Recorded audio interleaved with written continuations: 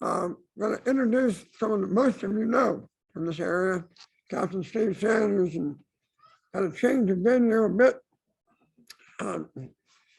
Captain Sanders is going to speak to something near and dear to our heart, and that is everybody in this room knows another surveyor who's had an infection for one reason or another. And we haven't paid much attention to it because, I don't know, because we're invincible. But Captain Sanders is going to speak to one form of this, after which I'm going to speak to a form of infection particular at this time to the Chesapeake Bay that I suffered from, in fact. So with that, Steve Sanders, thank you.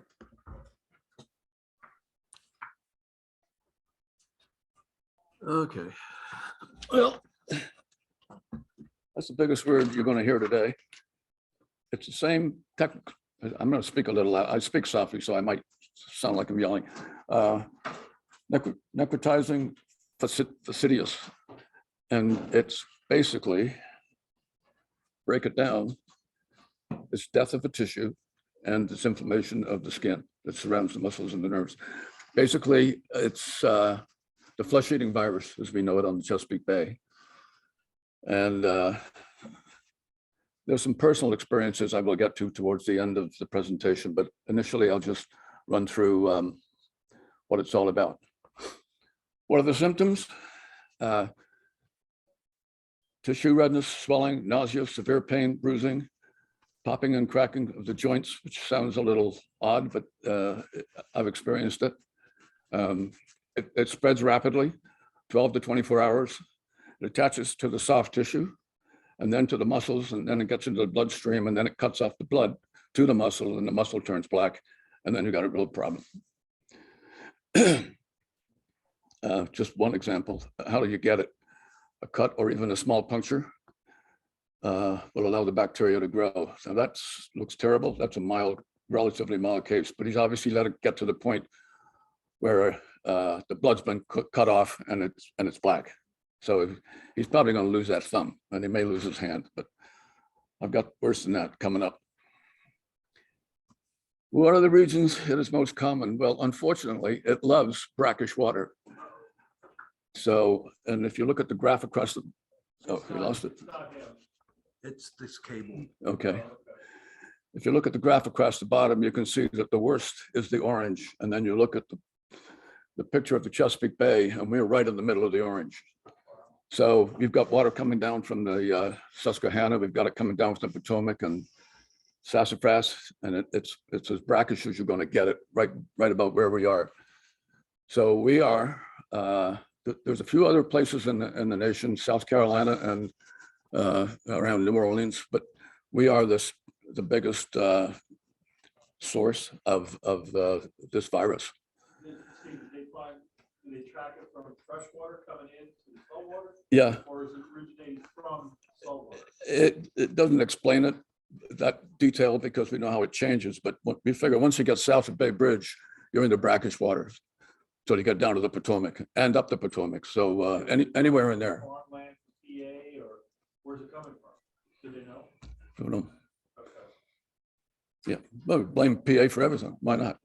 Well, I'm just saying. Whatever. Yeah, no, I don't know the answer to that. I just know the. I just know that it thrives, as we said, in the summer months. What do we got here? Prevention. Well, obviously, exposing an open wound to the water.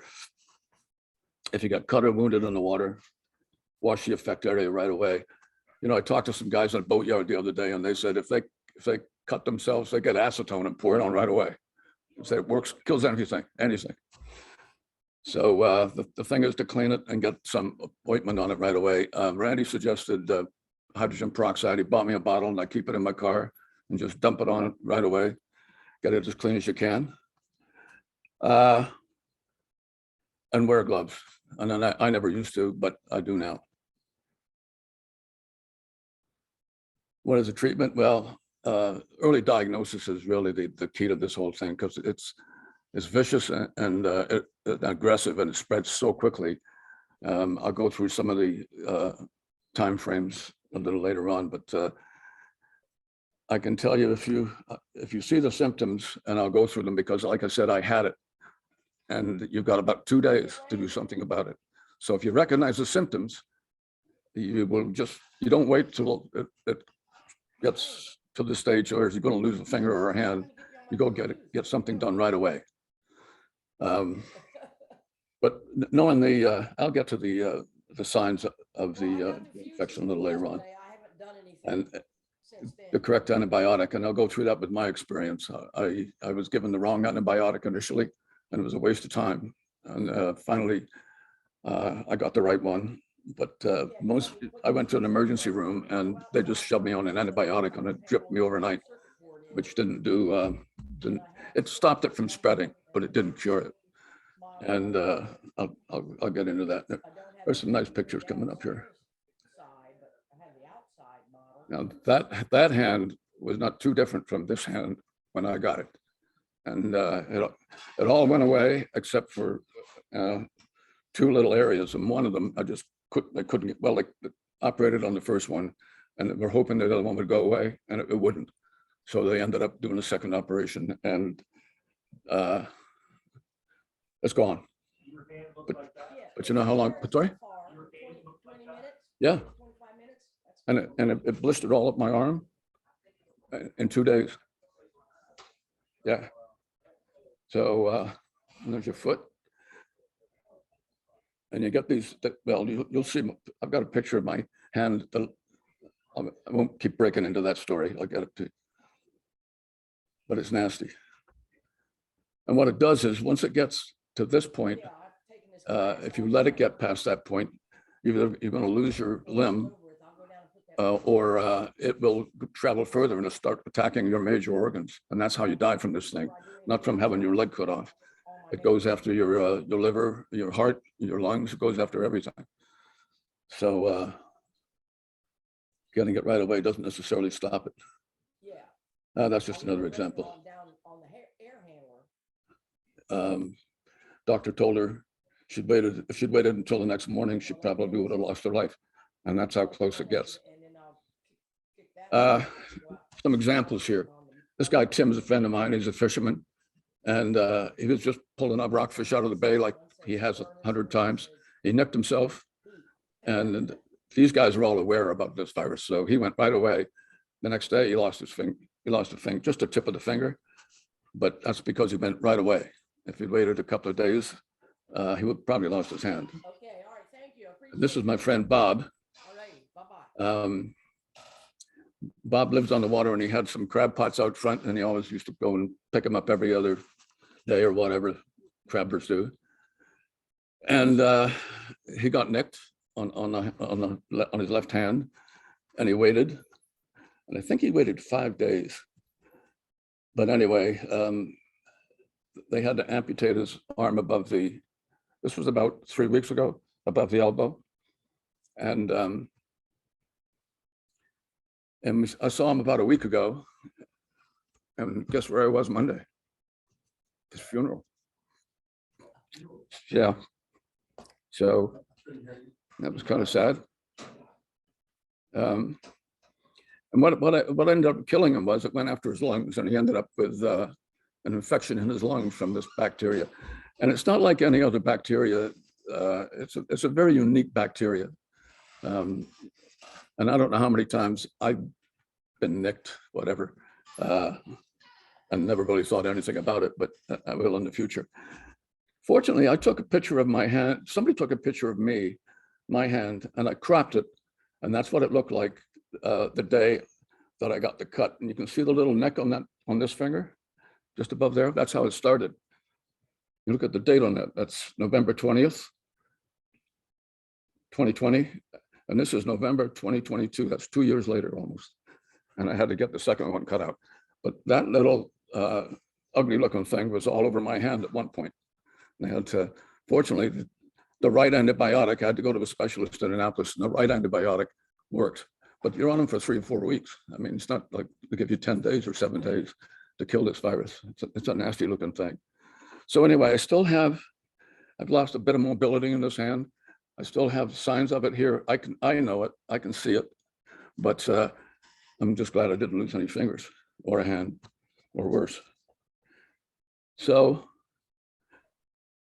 that's pretty much it. And if I can, I can't say enough how early detection and seeing somebody right. I just went right to the hospital when I woke up the second day, and that was the key for me. What was it the second day? It was nothing. The next day it was red, and the next day I woke up and I had all these blisters, and the blisters up my arm, small ones, not big ones. The big ones on the hand and little ones up my arm like that, and my elbow hurt, and it's painful. You know, you feel like you got the flu. 24 hours?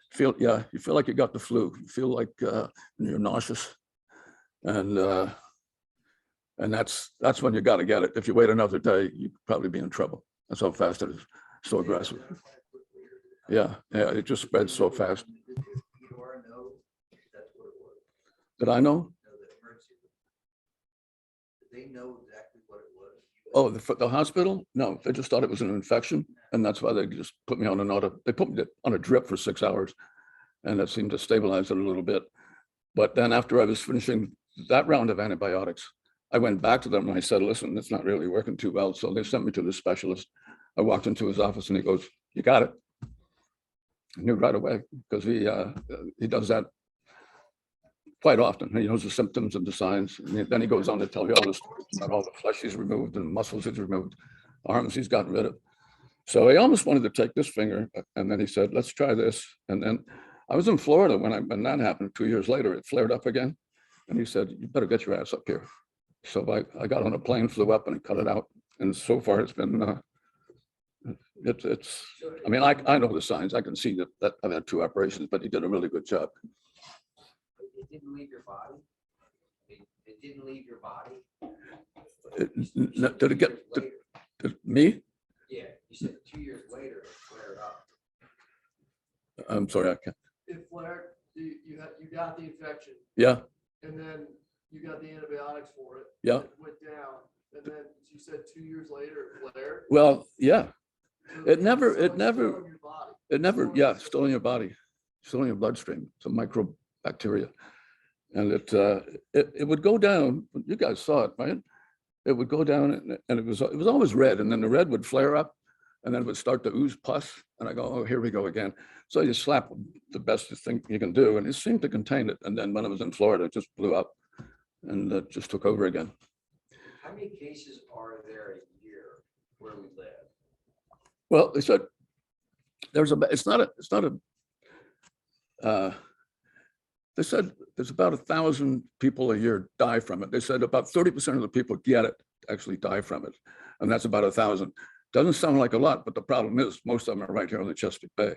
So it's a big deal for us. I mean, just right here, you have you, Randy, your friend. And well, yeah, and well, Dave was witnessing it all. And Right, so right here, we know 3 people. oh yeah, 2 years. that yeah. had it And or suffered from it. I say we're just in the Chesapeake, but I was watching the local news out of Salisbury, and somebody from Ocean City got it and died a couple of weeks ago. So, and that's saltwater. So it's not necessarily, yeah. About 25 years ago, I worked on boats. For people that don't know me, I worked on boats all my life. But I got cut on my finger with a barnacle, and anyway, a growth grew in on my finger. I think it was attached to the bone or something.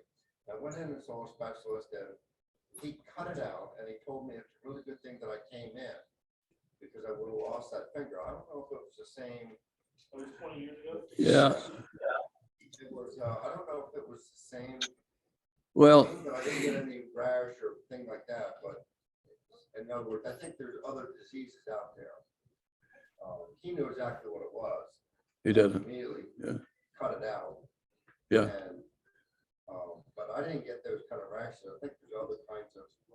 Yeah, there are. They all fall under the same category. And there's 3. They all have a slightly different name, but they all basically attack you the same way. That they go at the flesh just underneath the skin. That's the way they start anyway. But the really aggressive one is the one that's killing people. What's it called again? So, yeah, it's just nasty stuff. Steve, it's Mike here out in the UK. Can I just fire a question in from Malcolm? He says, are there any other environment besides brackish that this bacteria is found? Saltwater, Bilge water, Sorry? bilge water, bilge water. bilge water. Bilge water. I never stuck my hand in bilge water. So what he's asking But- is anywhere else, and you just said in Salisbury, Maryland, there was some, or in Ocean City, which is saltwater. Yeah, that's what I said. So it isn't saltwater or brackish water or It brackish. thrives in warm brackish waters is where it's most potent, but doesn't mean it's not everywhere else. Yeah, brackish. Is there any understanding, Steve, why it's such a big thing in the Chesapeake area? I'm terrible at hearing. Sorry, is there any understanding why it's so bad in the Chesapeake area? Because the water conditions are perfect for it. Brackish plus it's hot, Yeah, warm brackish water. warm brackish water. Yeah. I'll tell you how it happened to me. I mean, we all do it. I was surveying a boat, it was out of the water. They cleaned it and the prop was really shiny. They did a great job. And I was dialing it to see all the pitch was the same. And as I spun it, the barnacle about the size, I mean, it was that big. And that's the one that nicked me. And that's all it was. Right. So now I see these kids with scrape. Everybody wants to scrape it because you're waiting for the guys, workers come back to work. Yeah, we're all guilty of it. But I've got a really good thick pair of gloves. And if I see these kids, I give them the story, you know, the 2-minute, you know what happened to me? Well, be careful. But, and the other thing is, if your immune system is bad and you're old, you're more susceptible to the ravage to travel more quickly because your immune system's shot. So that it's more aggressive on an older person with compromised immune system. All right, on that cheerful note, take it away, Randy. Fill up your mouth again. I don't think I can.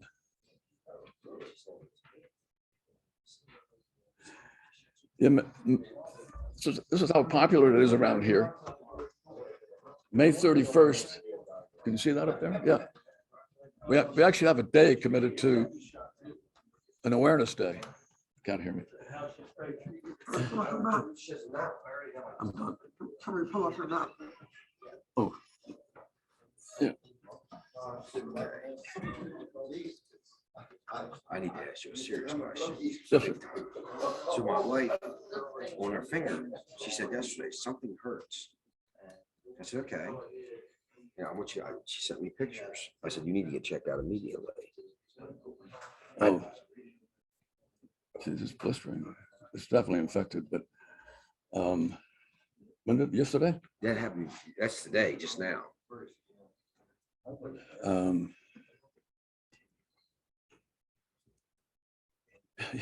I mean, it's That's good. obviously, I'd say, you know, get it checked out. No, Or you get know it, that. I'm telling her immediately get it checked out. get it checked out. Probably give There's a them. reason why I'm here and listening to this. What is that called? The It's called, well, it's called necro. necrotizing facilities. I've got it written down. I can't see it. See, what was the antibiotic that worked?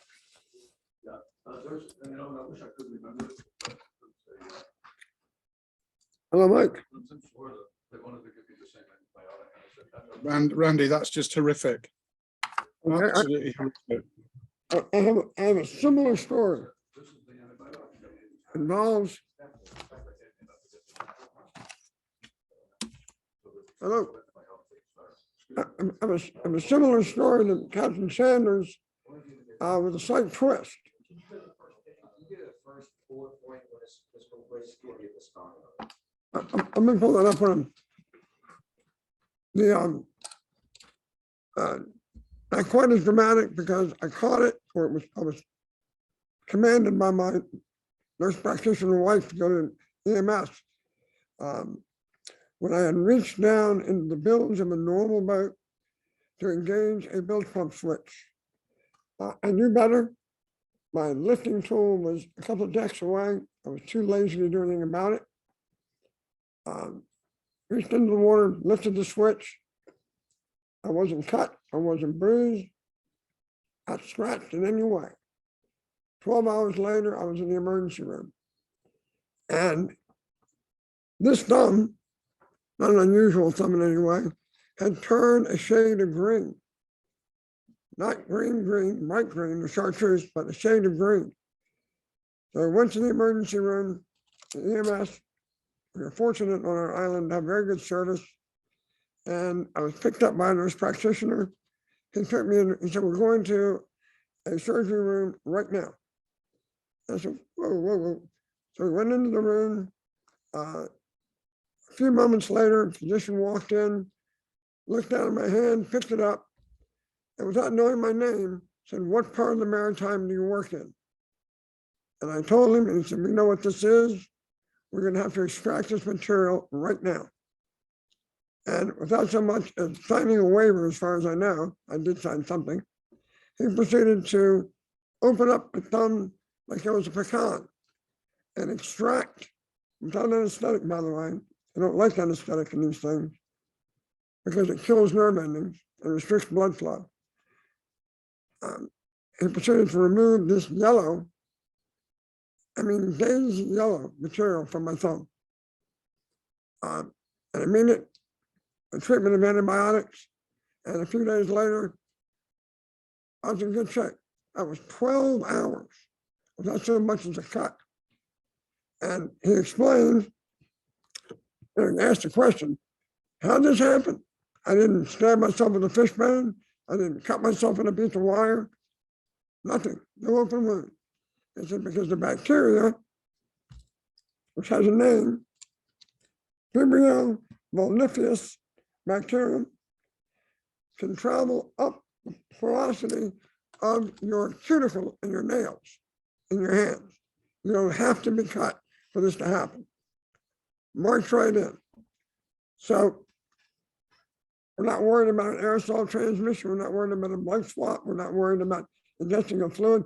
And nobody in this room, I don't believe, is so foolish enough to taste the bilge water to see if it's salty or not. But we've all seen somebody do that. But this Vibrio vulniferus is pretty much everywhere, as Captain Sanders so easily points out on this map. Children get it, the elderly get it and die. Expire from it because of internal blood poisoning, breakdown of organs. So necrotizing of tissue. So on that happy note, to reiterate, let's move on to something we heard about 21 years ago, I suppose, called MRSA, methicillin-resistant Staphylococcus aureus. Everyone's heard of MRSA. I think probably most of us understand that if you contract MRSA, the antibiotics that used to be effective are no longer, or not nearly as effective as they once were, because the bacteria has evolved through so many millions of people being treated with antibiotics. Last year, a blurb came out about a new version of MRSA that is not transmitted by aerosol. It can be transmitted by pure skin contact or contact with an inanimate object contaminated. And that is called USA 300. Very resistant to everything we've got. Large skin boils, sounds familiar. There were 200 cases in this area in 2021.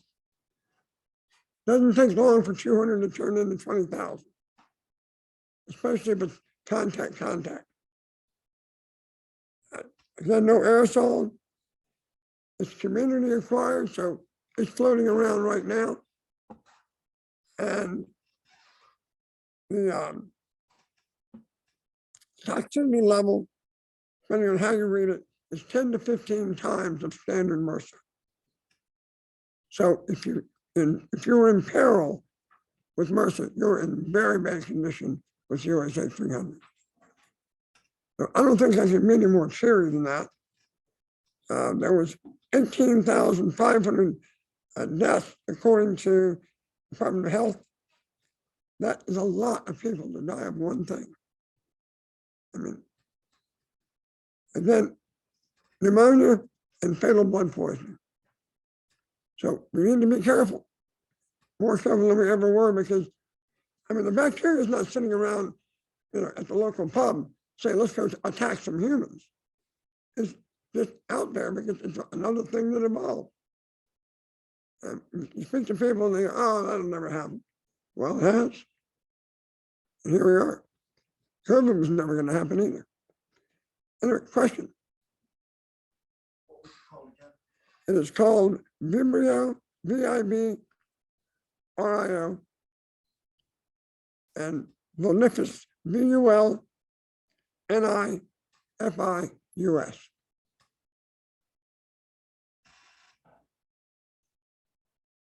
That'll be a trivia question later. Spell that last part again, please. I'm saying, Can we go to the first line where the name is? I don't know how to do this. Just hit the arrow buttons. Everybody. Just Google Vibrio. Yeah, it'll come up. It'll come up. Vibrio. Vibrio? Vibrio. Well, this is a type of Vibrio. There you go. And as Captain Sanders said, when I was detected, possibly with no after effects, the time frame is the 12 to 24 hours. You just have to get something done immediately. And I'm not certain, in retrospect, that the antibiotic treatment wasn't as bad as it was feeling before I had it, but you had to have it. Right, and with that, thank you.